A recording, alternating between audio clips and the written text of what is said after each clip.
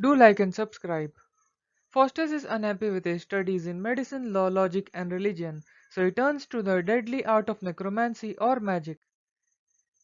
Waldus and Cornelius, two German magicians, are summoned by servant Wagner. Faustus tells them that he has decided to experiment with necromancy and that he requires their assistance in learning some of the basics.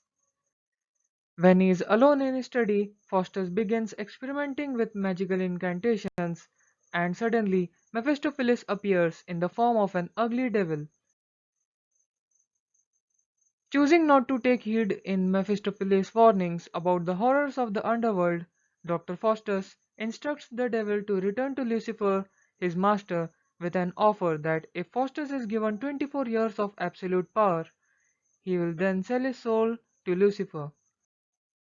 Later in his study, when Faustus begins to despair, a good angel and a bad angel appear to him. Each encourages Faustus to follow his advice. Mephistopheles appears and Faust agrees to sign a contract in blood with the devil, even though several omens appear which warn him not to make this bond. Faustus begins to repent of his bargain as the voice of the good angel continues to urge him to repent. To divert Faustus, Mephistopheles and Lucifer both appear and parade the seven deadly sins before Faustus. Now skilled in the magical arts and aided by Mephistopheles, Dr. Faustus takes to the road. While in Rome, at the Pope's court, he shrouds himself in invisibility and plays a number of tricks.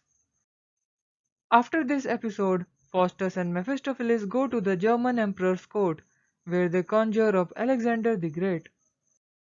At this time, Faustus also makes a pair of horns suddenly appear on one of the knights who had been skeptical about Faustus' powers. After this episode, Faustus is next seen selling his horse to a horse courser with the advice that the man must not ride the horse into the water. Later, the horse courser enters Faustus' study and accuses Faustus of false dealings because the horse had turned into a bundle of hay in the middle of a pond.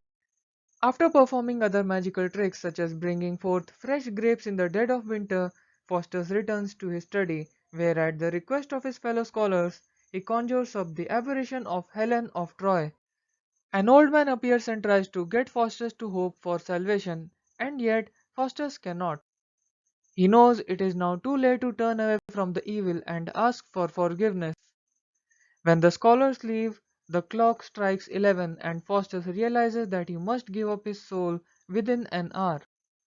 Faustus descends deeper and deeper into despair as time passes. When the clock strikes 12, devils descend in the form of thunder and lightning, carrying Faustus to his eternal damnation. Thanks for watching. Do like and subscribe.